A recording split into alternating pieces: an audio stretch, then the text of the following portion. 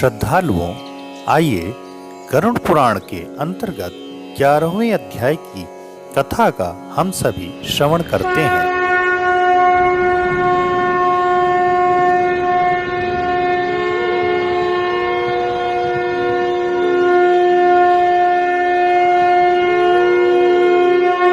इस अध्याय में भगवान श्री नारायण ने गरुड़ जी से दशगात्र विधान अर्थात मरणोपरांत अग्नि देने के बाद 10वां किस प्रकार करना चाहिए वह बताया गया है। गरुड़ जी ने कहा, हे केशव, आप दशगात्र की विधि के संबंध में बताइए। इसके करने से कौन सा पुण्य प्राप्त होता है और पुत्र के अभाव में इसको किसे करना चाहिए। तब श्री भगवान बोले, हे गरुड़, अब मैं दशगात्र विधि को तुमसे कहता हूँ, जिसको करने से सतपुत्र पितृऋण से मुक्त हो जाते हैं। पुत्र पिता के मरने पर शोक का परित्याग करके धैर्य धारण कर सात्विक भाव से समन्वित होकर पिता का पिंडदान आदि कर्म करें। उसे अश्रुपात नहीं करना चाहिए, क्योंकि बांधवों के द्वारा किए गए अश्रुपात और श्लेष्मपात का विवश होकर पिता रूपी प्रेत पान करता है। इसलिए इस समय निरर्थक शोक करके रोना नहीं चाहिए। यदि मनुष्य हजारों वर्ष रात दिन शोक करता रहे तो भी मृत प्राणी कहीं भी दिखाई नहीं पड़ता। जिसकी उत्पत्ति हुई है उसकी मृत्यु सुनिश्चित है, और जिसकी मृत्यु हुई है उसका जन्म भी निश्चित है। इसलिए बुद्धिमान को उस अवश्यंभावी जन्म मृत्यु के विषय में शोक नहीं करना चाहिए। ऐसा कोई दैवी अथवा मानवीय उपाय नहीं है जिसके द्वारा मृत्यु को प्राप्त हुआ व्यक्ति पुनः यहाँ वापस आ सके। अवश्यंभावी भावों पर प्रतिकार यदि संभव होता तो नल, राम और युधिष्ठिर महाराज आज दुख न प्राप्त करते। इस जगत में सदा के लिए किसी भी व्यक्ति के साथ रहना संभव नहीं है। जब अपने शरीर के साथ भी जीवात्मा का सार्वकालिक संबंध संभव नहीं है, तो फिर अन्य जनों के लिए आत्यंतिक सहवास की बात ही क्या है। जिस प्रकार कोई पथिक छाया का आश्रय लेकर के पुनः विश्राम करता है और विश्राम करके पुनः चला जाता है, उसी प्रकार प्राणी का संसार में परस्पर मिलन होता है। पुनः प्रारब्ध कर्मों को भोग कर वह अपने गंतव्य को चला जाता है। प्रातः काल जो भोज्य पदार्थ बनाया जाता है वह सायंकाल नष्ट हो जाता है। ऐसे नष्ट होने वाले अन्न के रस से पुष्ट होने वाले शरीर की नित्यता की कथा ही क्या। पितृ मरण से होने वाले दुख के लिए यह पूर्वोक्त विचार औषध स्वरूप है। अतः इसका सम्यक चिंतन करके अज्ञान से होने वाले शोक का परित्याग कर पुत्र को अपने पिता की क्रिया करनी चाहिए। छोटे भाई पुत्र के अभाव में पत्नी को और पत्नी के अभाव में सहोदर भाई को तथा सहोदर भाई के अभाव में ब्राह्मण की क्रिया उसके शिष्य को अथवा किसी सपिंडी व्यक्ति को करनी चाहिए। हे गरुड़, पुत्रहीन व्यक्ति के मरने पर उसके बड़े अथवा छोटे भाइयों के पुत्रों या पौत्रों के द्वारा दशगात्र आदि कार्य कराने चाहिए। एक पिता से उत्पन्न होने वाले भाइयों में यदि एक भी पुत्रवान हो तो भी उसी पुत्र से सभी भाई पुत्रवान हो जाते हैं, ऐसा मनु जी ने कहा है। यदि एक पुरुष की बहुत सी पत्नियों में कोई एक पुत्रवती हो जाए तो एक ही पुत्र से वे सभी पुत्रवती हो जाती हैं। सभी भाई पुत्रहीन हो तो उनका मित्र पिंडदान करे, अथवा सभी के अभाव में पुरोहित को ही क्रिया करनी चाहिए। क्रिया का लोप नहीं करना चाहिए।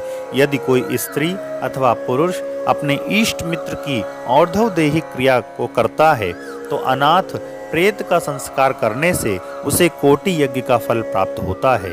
हे खग, पिता का दशगात्रादि कर्म पुत्र को करना चाहिए, किंतु यदि ज्येष्ठ पुत्र की मृत्यु हो जाए तो अति स्नेह होने पर भी पिता उसकी दशगात्रादि क्रिया न करे। अर्थात पुत्र की मृत्यु होने पर पिता को 10वें के लिए नहीं बैठना चाहिए। बहुत से पुत्रों के रहने पर भी दशगात्र, सपिंडन तथा अन्य षोडश श्राद्ध एक ही पुत्र को करना चाहिए। पैतृक संपत्ति का बंटवारा हो जाने पर भी दशगात्र, सपिंडन और षोडश श्राद्ध एक को ही करना चाहिए। किंतु सांवत्सरिक आदि श्राद्धों को विभक्त पुत्र पृथक पृथक करें। अर्थात पिता की मृत्यु होने पर केवल एक ही पुत्र को 10वां, त्रयोदशी, 10वां, 13वीं इत्यादि के लिए बैठना चाहिए। अलग अलग पुत्रों को एक साथ नहीं करना चाहिए। जबकि वार्षिक श्राद्ध में जो भोजन कराया जाता है, ब्राह्मणों को भोजन कराने हेतु, कौवों को बलि देने हेतु, श्वान की बलि हेतु, पिपीलिका बलि हेतु पृथक पृथक पुत्रों को करना चाहिए। इसलिए ज्येष्ठ पुत्र को एक समय भोजन, भूमि पर शयन तथा ब्रह्मचर्य धारण करके पवित्र होकर भक्ति भाव से 10 गात्र और श्राद्ध विधान करने चाहिए। पृथ्वी की 7 बार परिक्रमा करने से जो फल प्राप्त होता है, वही फल पिता माता की क्रिया करके पुत्र को प्राप्त होता है। 10 गात्र से लेकर वार्षिक श्राद्ध पर्यंत पिता की श्राद्ध किया करने वाला पुत्र गया श्राद्ध का फल प्राप्त करता है। कूप, तालाब, बगीचा अर्थात तीर्थ, देवालय के प्रांगण में जाकर मध्याह्न काल में बिना मंत्र के स्नान करना चाहिए।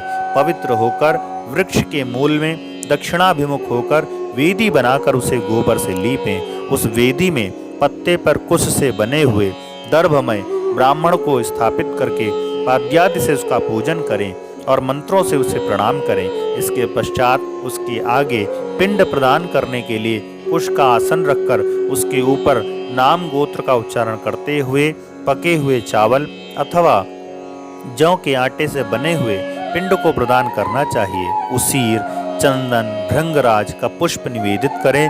धूप, दीप, नैवेद्य, मुखवास, तांबूल पान तथा दक्षिणा समर्पित करें।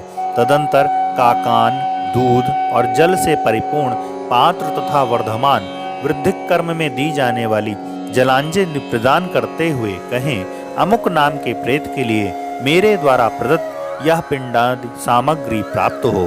अन्न, वस्त्र, जल, द्रव्य अथवा अन्य जो भी वस्तु प्रेत शब्द का उच्चारण करके मृत प्राणी को दी जाती है, उससे उसे अनंत फल प्राप्त होता है, अक्षय तृप्ति प्राप्त होती है। इसलिए प्रथम दिन से लेकर सपिंडीकरण के पूर्व स्त्री और पुरुष दोनों के लिए प्रेत शब्द का उच्चारण करना चाहिए। पहले दिन विधि पूर्वक जिस अन्न का पिंड दिया जाता है, उसी अन्न से विधि पूर्वक 9 दिन तक पिंडदान करना चाहिए।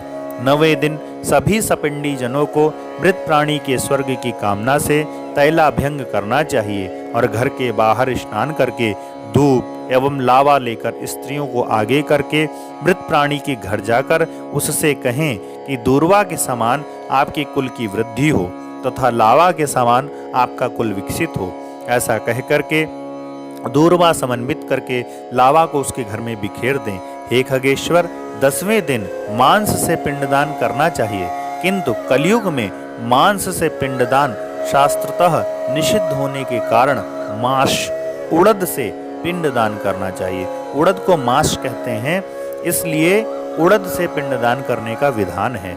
यहाँ मांस और मांस में भिन्नता बताई गई है, इसलिए उड़द को ही कुछ लोग मांस समझ लेते हैं। अतः उड़द से पिंडदान करने का विधान है, मांस से पिंडदान नहीं करना चाहिए। 10वें दिन क्षौर कर्म और बंधु बांधवों को मुंडन कराना चाहिए। क्रिया करने वाले पुत्र को भी मुंडन करा लेना चाहिए। 10 दिन तक एक ब्राह्मण को प्रतिदिन मिष्ठान भोजन कराना चाहिए और हाथ जोड़कर भगवान विष्णु का ध्यान करके प्रेत की मुक्ति के लिए इस प्रकार प्रार्थना करनी चाहिए। अतिशय के फूल के समान वाले, कांति वाले, पीत वस्त्र धारण करने वाले अच्युत भगवान गोविंद जी को जो प्रणाम करते हैं, उन्हें कोई भय नहीं होता। हे आदि अंत से रहित शंख, चक्र और गदा धारण करने वाले, अविनाशी तथा कमल के समान वाले नेत्र वाले देव विष्णु, आप प्रेत को मोक्ष प्रदान करने वाले हो। इस प्रकार प्रतिदिन श्राद्ध के अंत में यह प्रार्थना मंत्र पढ़ना चाहिए। तदंतर स्नान करके घर जाकर गौ को ग्रास देने के उपरांत भोजन करना चाहिए। इति गरुड़ पुराणे शारोद्धारे दशगात्र विधि निरूपणम नाम एकादशो अध्यायः।